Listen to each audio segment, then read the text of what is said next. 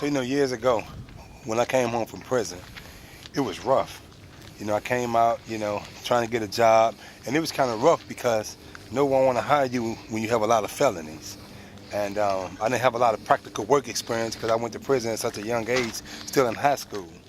But I did get a job at this one particular place in St. Louis that was a subsidiary of Peevely. It was an ice cream packing plant. And every time a felon gets to that part in the application where it say, have you ever been convicted of a felony? At that point, your heart starts beating fast, your hands start sweating, you don't know really what to say at that point. So I do what every other felon do, no. No, I ain't never been convicted of no felony. Because in your mind, you know that if you say yes, they're not gonna hire you. They're not gonna even give you a chance. So you lie and say no. Most of us lie on the application. So I put no on the application. I wound up getting hired, and I was there maybe 3 or 4 months. I went above and beyond the call of duty to make sure that what I was doing was proficient enough to keep me on, to hire me on permanently. My immediate supervisors, they loved what I was doing. They said that you're doing an excellent job, that your work ethic is superior. And one day I was doing, packing my ice cream, and one of the supervisors came and said they want to see you up in HR. So I'm thinking like they finna give me a raise. I'm already making $14 an hour. I'm thinking they finna give me a raise up to $16.85. I'm like, yes. I had just had my son. I'm like, man, I'm finna do it. I'm finna make some real good money here. It's back in the 90s, $16 an hour was some good money. It's some good money right now. And but they called me in HR, and the lady sent me down. She said, how you doing? I'm like, I'm fine, ma'am. And she said, I talked to the supervisors, and they say that you're an excellent employee. You're doing an excellent job. You go above and beyond the call of duty to make sure your work is done and completed in a timely manner. You're very helpful towards other employees. She said, however, we just did a background check on you and found out you've been to prison, and we're gonna have to let you go. And I looked at this lady, and my eyes watered. I'm thinking I'm here to get a raise, and she finna fire me. And I looked at her, I said, you finna fire me? You finna let me go? She said, I'm sorry, sir, that's our policy. Man, I was angry. And I said to the lady, which I shouldn't have said, but this is what I said to her. I say, you see, I came out here really trying to live according to society laws and to be upright and to be civilized and to do things right. But you ain't giving me a chance. You judged me by something I did when I was a juvenile.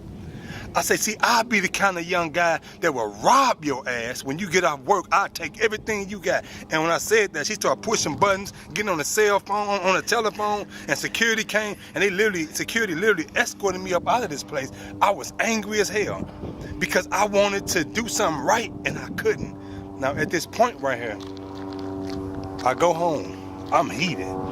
Just had my son. My first son was just born, and I'm heated. I'm infuriated.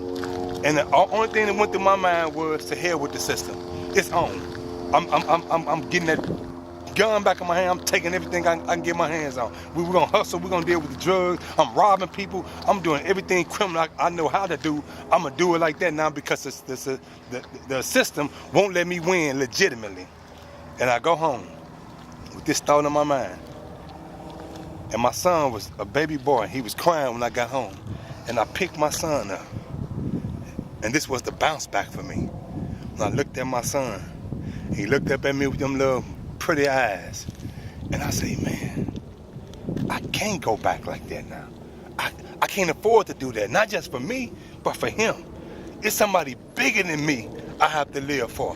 I have to live for him now. It ain't all about me right now. It's about him now. And as I held my son, it was a newspaper on my table. And I looked at this newspaper, and it said a job, a wanted ad for a gang task force coordinator. And I looked down at that paper as I held my son. I'm looking at the description, and they were saying you had to have a bachelor's degree or equivalent experience and all that. And I didn't have none of that kind of stuff. But I said I knew how to work with young brothers, though, because I was a young brother in the streets and got locked up and dealt with the drugs and the guns and the gangs, and So I decided to put in my little application, and I go to this place right here. It was called St. Louis Caring Communities, And when I was there doing the interview, I was really intimidated.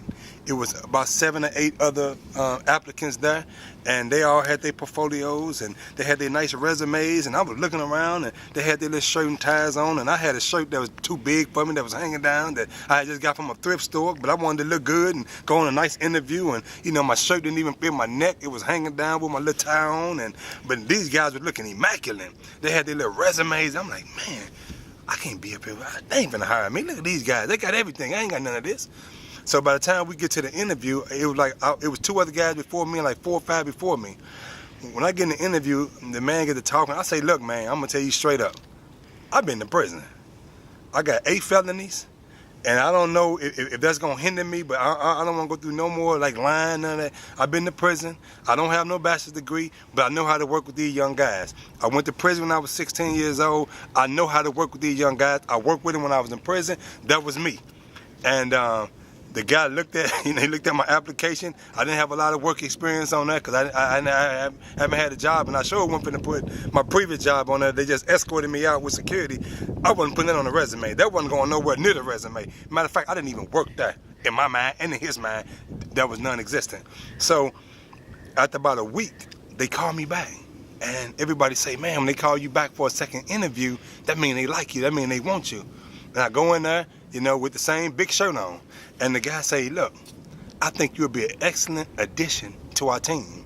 He said the other members of the task force, these guys been to college, they got degrees, but none of them been in the streets. None of them been to prison. None of them lived that kind of life that you've lived. And I think you'll be an excellent addition to this team right here. So I say, man, this was a beautiful thing. And this job's paying $16 an hour. So I wound up getting $16 an hour anyway. And then, so what happened was, in this company, they put me in the worst high school, one of the worst high schools in the city of St. Louis. Beaumont High School, at that time, is one of the worst high schools in the city of St. Louis. And after about 1 month, I had my own office. I had developed such a strong rapport with so many of these young brothers here because I didn't come at them like an authoritative figure. I didn't come at them like I was the police, like I was superior to them. I came at them like I was one of y'all. Like y'all my little homies, like these are my little brothers. And I would catch them shooting dice in the bathroom, I would just take their dice from them. I would catch them out there putting their little weed in the bathroom, I would take their weed and flush it down the toilet. I wouldn't call the police on them. Some of them even had weapons. I would take their weapon from them, wrap it up and say, not on my watch, not right now. You ain't gonna have that on the school ground. I'll give it to you after school, after you leave, but not right now. You cannot have that right now on school grounds. And I developed a strong rapport with these young guys. And it was this point in my life that really started the journey of my life into social service, into really serving the community. It was at this point where I started believing that even my story, what I had been through, can have its place somewhere. It may not reach everybody. It may not be for all platforms, but there's value somewhere.